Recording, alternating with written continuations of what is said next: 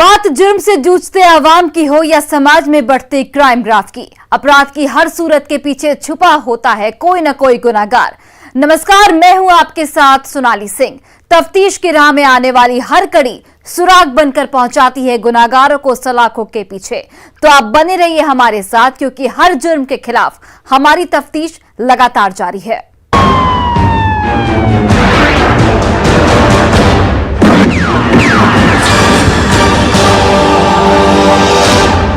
दरभंगा में बेखौफ बदमाशों ने दिन दहाड़े ज्वेलरी शॉप से जेवर और नकदी समेत 30 लाख रुपए की संपत्ति की लूट की, जिसके बाद जिले के कारोबारी दहशत में हैं।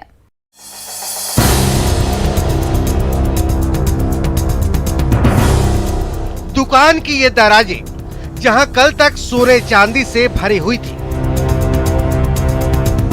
दीपावली पर ग्राहकों से दुकान गुलजार थी।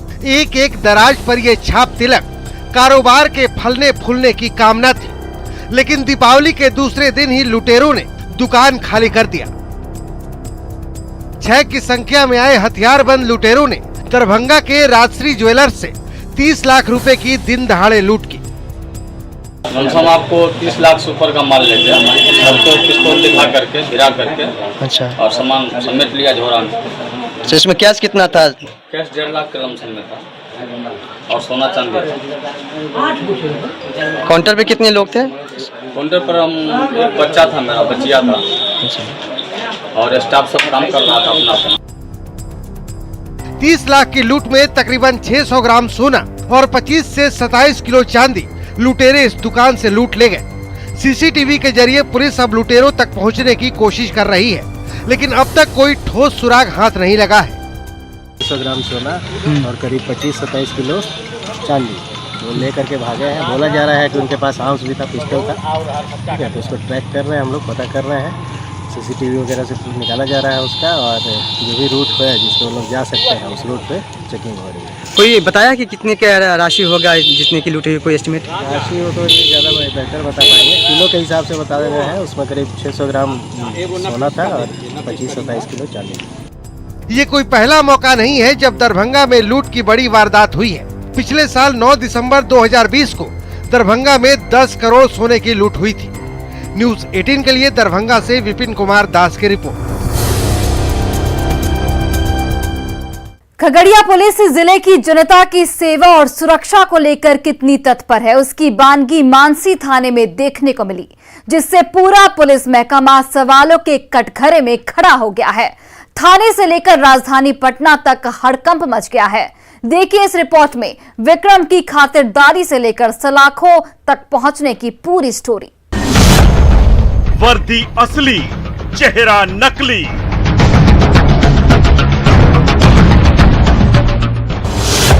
रौब हाकी का, धौंस दारोगा का।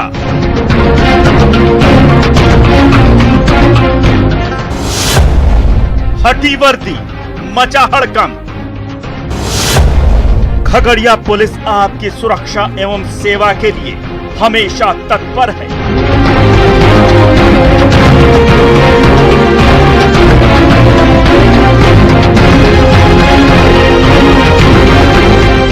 ये स्लोगन आपने कई बार सुना भी होगा और पढ़ा भी होगा, लेकिन ये स्लोगन कागज के चंद टुकड़ों तक ही सिमट कर रह गया है। खगड़िया पुलिस तत्पर है फरेबियों को पनाह देने के लिए। खगड़िया पुलिस तत्पर है गुनहगारों की खातिरदारी के लिए। खगड़िया पुलिस तत्पर है अवैध वसूली में बंदरबांट करने के लिए। अगर इसकी बानगी देखनी है तो आप एक बार जिले के मानसी थाने में आकर देखिए। जिस थाने को सबसे सुरक्षित जगह माना जाता है, जहां पुलिस बड़े से बड़े शातिर अपराधी को अपराध के जुर्म में बंद करती है, शहर से लेकर गांव तक की सुरक्षा का दम भरती है। उस थाने में वर्दी पहनकर एक शख्स पिछले 1 महीने से थानेदार और थाने में तैनात पुलिसकर्मियों की आंखों में धूल झोंक रहा था।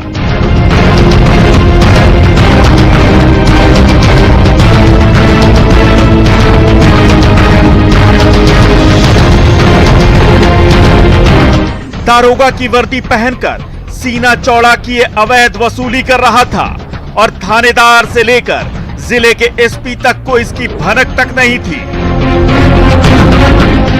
इससे आप अंदाजा लगा सकते हैं कि खगड़िया पुलिस कितनी तत्पर है। जब चिराग तले ही अंधेरा है तो गांव से लेकर शहर तक की सुरक्षा की बात ही छोड़ दीजिए। हैरानी की बात तो यह है कि फरेबी दारोगा थानाध्यक्ष के साथ रहता था, हर तहकीकात में साथ जाता था और रात में थानाध्यक्ष दीपक कुमार के कमरे में ही सोता था। उसके बाद भी जनाब को इसकी भनक तक नहीं थी। फिर वो थाना भला कैसे सुरक्षित रहेगा, वहां के लोग कैसे सुरक्षित रहेंगे? जब खगड़िया के मानवाधिकार कार्यकर्ता मनोज मिश्रा ने एसपी को इसकी लिखित शिकायत की तो थाने से लेकर जिले और जिले से लेकर राजधानी पटना तक हड़कंप मच गया। मानसी थाना में विक्रम कुमार नाम का एक फर्जी दरोगा है जो अवैध वसूली करता है।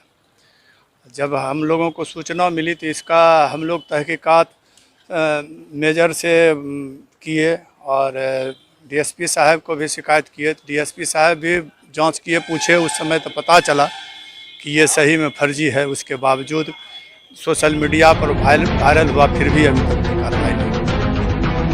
सुना आपने, मनोज मिश्रा की शिकायत पर पुलिस की नींद खुली तो खलबली मच गई। पुलिस अपनी साख बचाने और नाकामी को छुपाने के लिए आनन फानन में जांच में जुट गई। एसडीपीओ एक्शन में आ गए क्योंकि उस फरेबी दारोगा ने एसडीपीओ के साथ भी कई बार ड्यूटी किया है, कदम से कदम मिलाकर जांच की है, पुलिस वालों के साथ फोटो खिंचवाकर सोशल मीडिया पर अपनी शान बढ़ाई है, जिले की पुलिस की भद्द पिटवाई है। देखिए, यही वो फरेबी है, यही वो शातिर है जो पुलिस की आंखों में पिछले 1 महीने से धूल झोंक रहा था। इस शख्स का नाम है विक्रम कुमार, जो खुद को 2019 बैच का दारोगा बता रहा था और ज्वाइनिंग लेटर से लेकर फर्जी एडमिट कार्ड लेकर सीधे मानसी थाने पहुंचा था, जहां मानसी थाना प्रभारी दीपक कुमार ने बिना आदेश और बिना कुछ पूछे उसका योगदान करा दिया और वो शान से ड्यूटी करने लगा। सड़क पर ड्यूटी के दौरान वर्दी का रौब दिखाने लगा, लोगों से अवैध रूप से पैसे वसूलने लगा। मानवाधिकार कार्यकर्ता मनोज मिश्रा ने जब इसकी शिकायत की तो पुलिस वालों के कान खड़े हो गए। आनन फानन में जिले के एसपी ने एसडीपीओ सदर को जांच का जिम्मा सौंपा। जांच में मामला फर्जी पाया गया, जिसके बाद तत्काल प्रभाव से मानसी थाने में विक्रम के खिलाफ एफआईआर दर्ज की गई और उसे गिरफ्तार कर लिया गया। मानसी थाना में वो इसके थाना अध्यक्ष के कमरा में रहता है, वहीं खाता पीता है और कहता है कि हम उसके ग्रामीण हैं और दरोगा है। दरोगा का वर्दी पहने हुए था, लेकिन वो दरोगा है ही नहीं। जब सब जगह ये कर लिए, उसके बाद हम आवेदन एसपी साहब को, डीएम साहब को और सब वरीय पदाधिकारी को दिया। हैरानी और परेशानी की बात यह है कि जिस थाने में वो तैनात था, उस थाने के थाना प्रभारी को इसकी भनक तक नहीं थी। रात दिन वो थाना प्रभारी के साथ ड्यूटी करता था, थाना प्रभारी के साथ ही कमरे में सोता भी था और पूछे जाने पर अपने आप को वो थाना प्रभारी दीपक कुमार का ग्रामीण बताता था।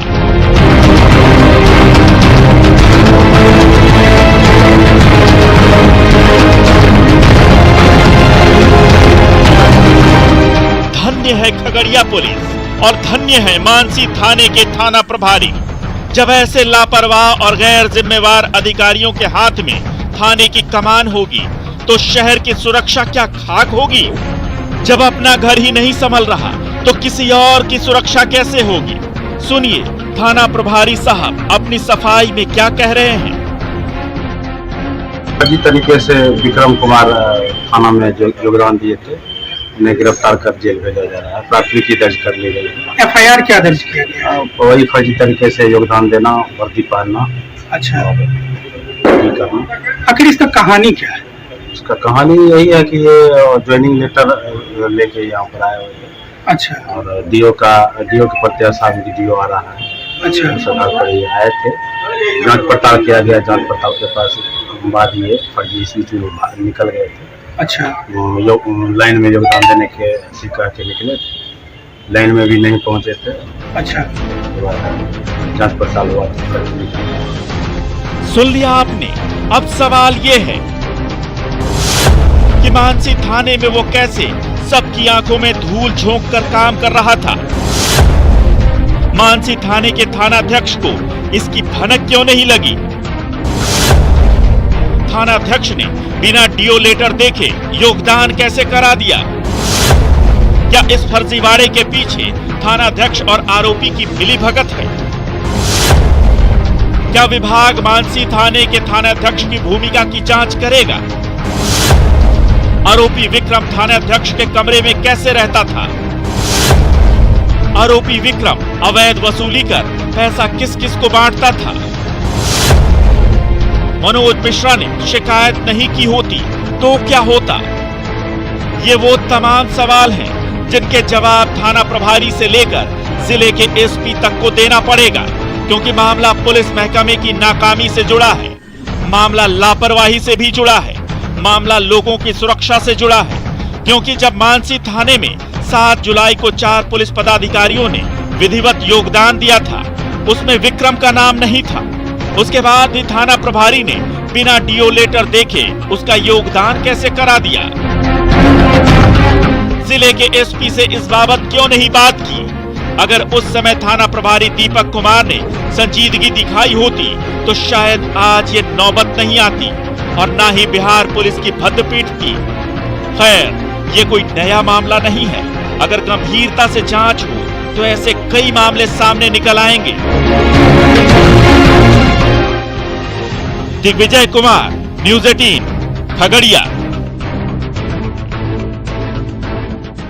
पुलिस की नाकामी की बानगी तो आपने देख ली, अब उस फर्जीवाड़े की दास्तान भी जान लीजिए कि विक्रम कैसे थाने में थानेदार बनकर काम कर रहा था और कैसे दारोगा बना था।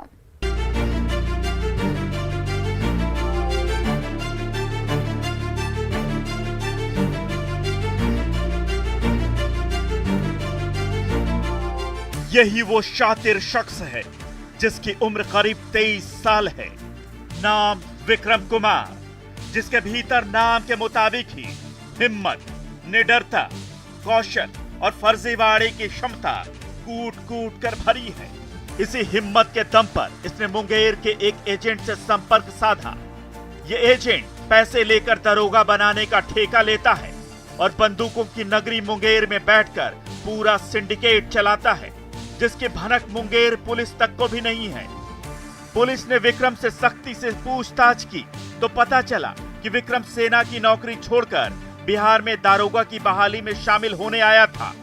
जब इधर मामला फिट नहीं हुआ तो ये मुंगेर पहुंच गया, जहां शाहजी नाम के शख्स ने उसे दारोगा बनाने का ठेका ले लिया और फर्जी नियुक्ति पत्र और बिहार पुलिस का फर्जी आई कार्ड थमा दिया, जिस पर ज्वाइनिंग डेट 1 जून 2019 लिखा है। देखिए, यही वो फर्जी आई कार्ड है, यही वो ज्वाइनिंग लेटर है जिसे लेकर विक्रम मानसी थाने में पहुंचा था अपना योगदान देने।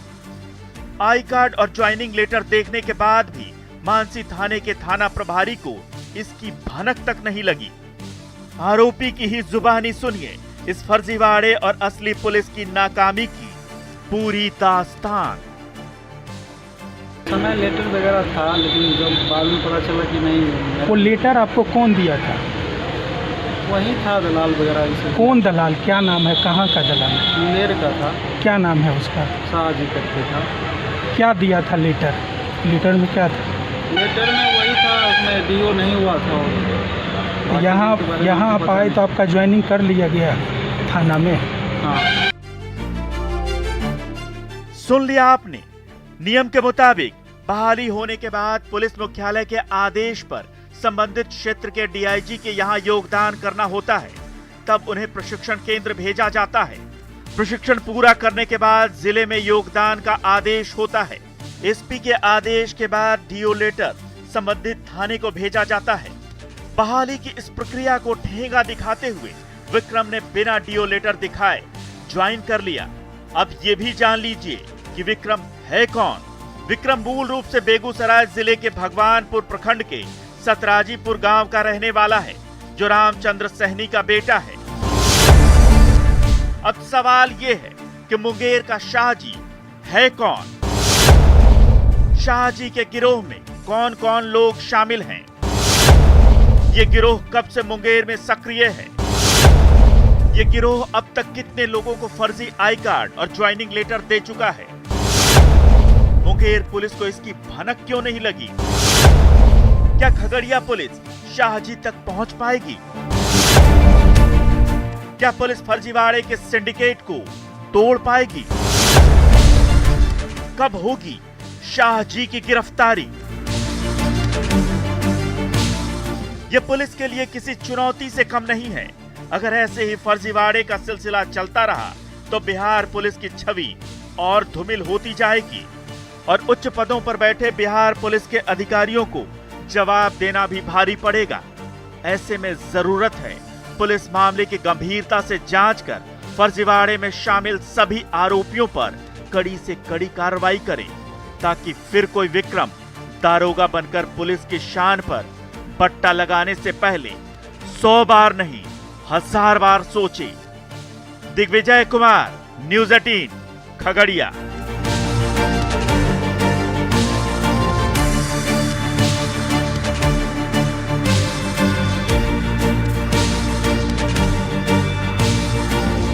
और रुकते एक छोटे से ब्रेक के लिए। ब्रेक के बाद जल्द हाजिर होंगे।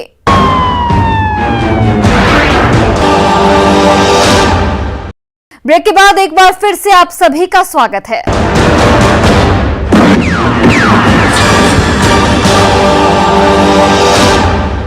खगड़िया में दहेज दानव इतने बेखौफ हो गए हैं कि अब खाकी की वर्दी भी सुरक्षित नहीं है। जी हां, दहेज लोभियों ने दहेज में बुलेट नहीं मिलने पर महिला सिपाही की हत्या कर दी।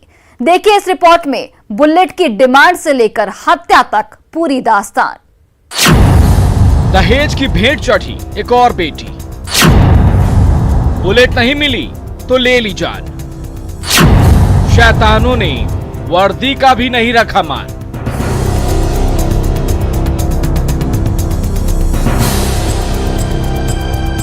दहेज समाज के लिए एक ऐसा अभिशाप बन गया है जिसके कुचक्र में फंसकर ना जाने कितनी बेटियों का घर बर्बाद हो चुका है, ना जाने कितनों का घर तबाह हो चुका है और ना जाने कितने तबाह हो।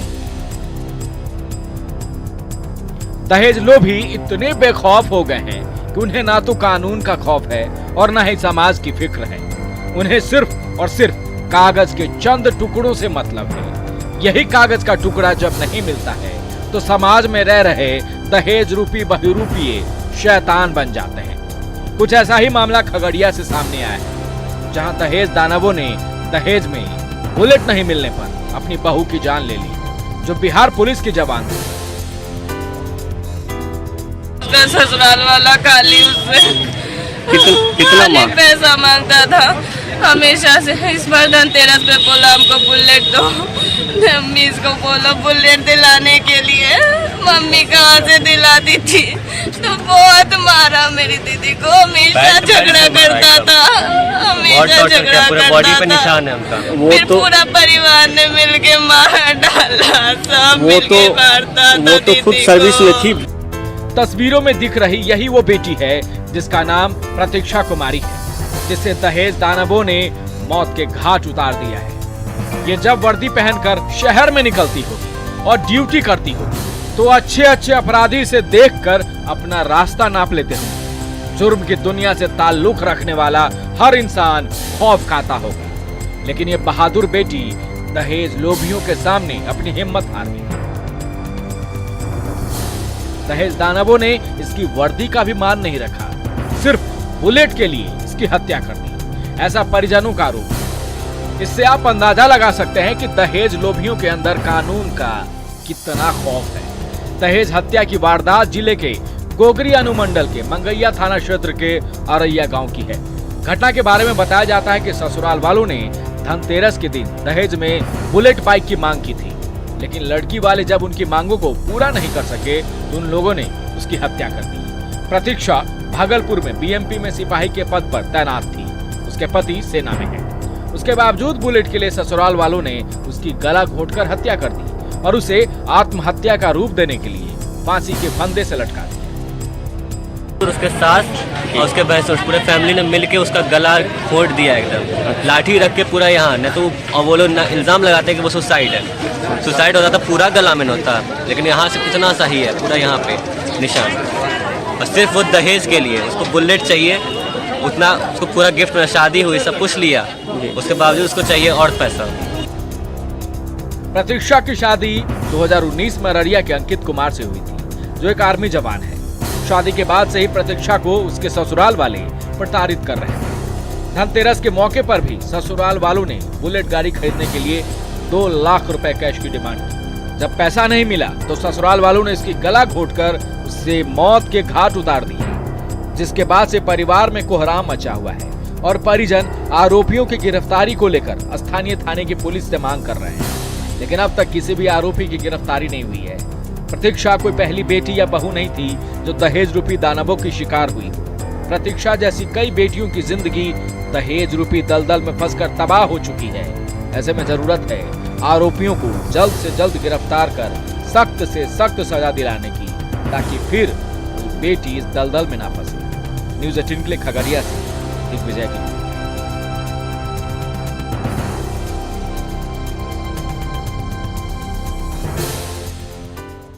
अपराधी चाहे लाख शातिर हो, तफ्तीश की दिशा अगर सही है तो बच नहीं सकता कोई भी गुनाहगार सलाखों के पीछे जाने से। तो पुलिस चाहे सोई हो, मुजरिम चाहे कोई हो, आप बने रहिए हमारे साथ, क्योंकि हर जुर्म के खिलाफ हमारी तफ्तीश लगातार जारी है।